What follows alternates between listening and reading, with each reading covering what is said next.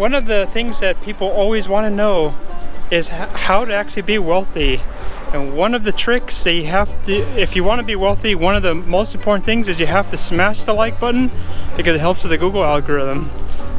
Well, it's okay. So one of the things that wealthy people do is they save an enormous amount of their income.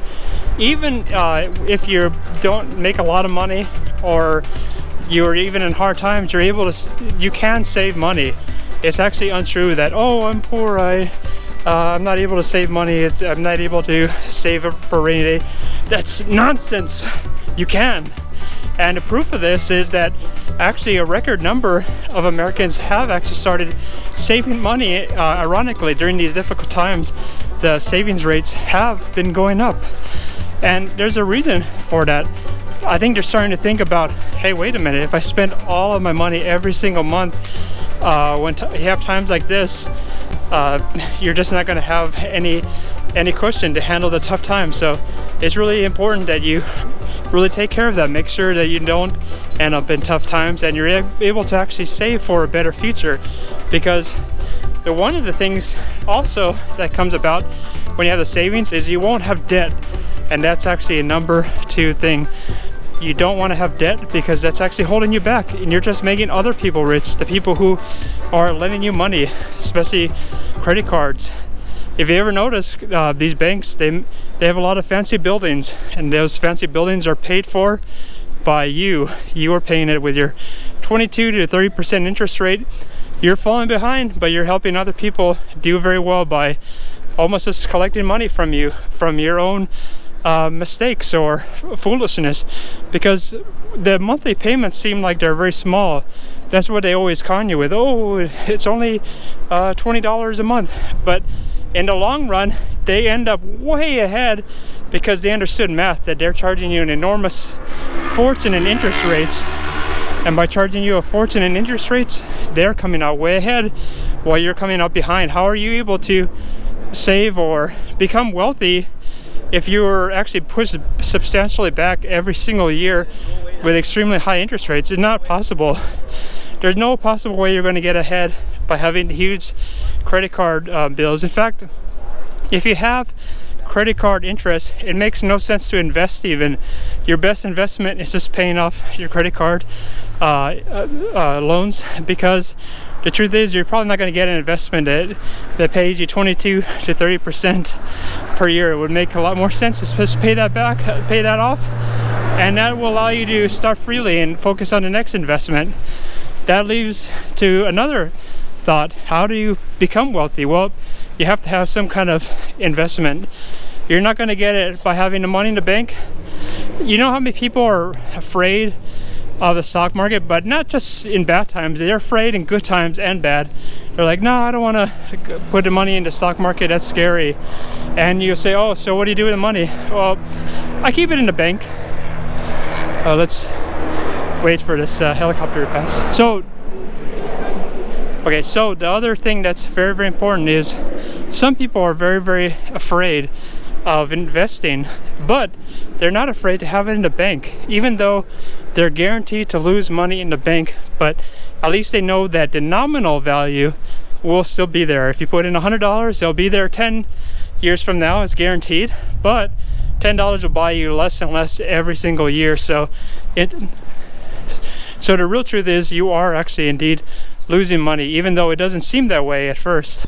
A lot of people focus too much on getting started, and I think one thing that would probably be a huge advantage to you would be if you were to set up like a payment plan where you put in a certain amount every single month. If you intend to be like a long-term investor, then one of the most important things is to put a certain amount in every single month. So that way, if you are long-term, you probably don't want to time the market that way, and that way you get to have the benefit of buying on a regular occurrence, and you won't have to be as scared that way.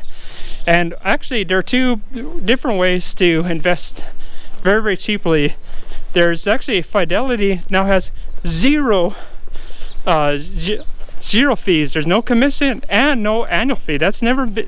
You've never had that opportunity in history where there's no fee whatsoever. There were low fees. Well, at first there were high fees, then there were low fees, and now you're not paying anything. And so that's a huge advantage that I think Fidelity has like 4 funds that have 0 fees whatsoever. Now the one disadvantage is that you pretty much have to invest really broadly, like the whole market index. Now the problem with having more stocks with regard to a mutual fund or an ETF is that it means your performance is probably going to be a little bit less, because most stocks are crap. So if you have to have more stocks, you're going to have more crappy stocks that don't do well. I mean, you'll still do better than if you had it in the bank, but you probably won't do as well if you had a more concentrated fund. Oh, here it is again. That never gets old. So I actually personally think you probably would want a mixture of having the Fidelity 0 fees if you are focused on expenses. Another one that has low expenses though would be Vanguard, and you can buy Vanguard with any kind of, you can buy Vanguard ETFs with any kind of account that you have, whether it's Fidelity, E-Trade, Robinhood, it doesn't matter. You can buy Vanguard ETFs and they have some of the lowest fees possible. And if you stick with that approach, the difference between you and a poor person is that you actually have money invested. A lot of poor people, they do not have any investments. That's something you should actually ask poor people. What did you do to save money? Do you have any investments? And oftentimes you will hear poor people talking about how they're waiting in line to go to the Nike store and buy the latest Nike shoes that are made for a few pennies in Asia or something like that. But they're not saving money for a better day. They don't have a plan. That's actually the last thing, but it should actually be the first thing, is you actually need to have a plan for what happens to your money immediately after you earn it, because the truth is, people who do not have a plan, they really just, their money will disappear. What the best thing to do is, as soon as you make money, take a big part of that and put it somewhere where it's not easily accessible, like an online savings account or put in a brokerage fund. You want it a place where it's not so easy to take money out of the credit card or debit card, and that way it's not really in your hands. You almost feel as though it's segregated from your access. It's not in your hands anymore. And I think that's a really important thing, to have that plan. Like you can set aside 50% if you can, or more.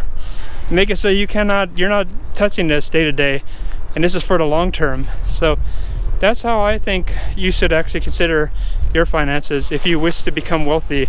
I learned a lot of these ideas from Dave Ramsey. He doesn't like debt. I agree with that. Debt is a bad idea. It's getting you stuck on a quicksand path. He likes the idea of savings and investing. That's really the only way that really makes sense long term. I mean, there's no other path. And getting involved in trying to overspend and buying luxuries, a lot of luxuries that you don't need, that's also setting you back. In fact, something that was a luxury like 5 years ago, you'll look at that, you spend a lot of money on it, and you'll say, wow, I can't believe I thought that was a cool item, because most things that you buy that are really expensive, they become junk after 5 years, and you feel sad that your money is gone. Whereas if you had saved that money, invested it, maybe it's worth 70-100% more after 5 years. So that's just something to consider. And if you enjoyed this video, you definitely have to like this video, hit that bell notification, subscribe, and I'll see you in another video. Make a comment, because I love hearing from people. Some people ask weird questions, but I appreciate it. Like, I can't give you specific advice about what to invest, but you can't go wrong with the Vanguard ETFs. I think they're very good, or their Fidelity 0 fees things. But I'm not gonna tell you if you should buy Bitcoin and stuff like that. That's something that people ask in the questions, in the comments.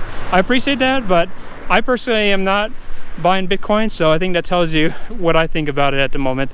Okay, see you in the next video.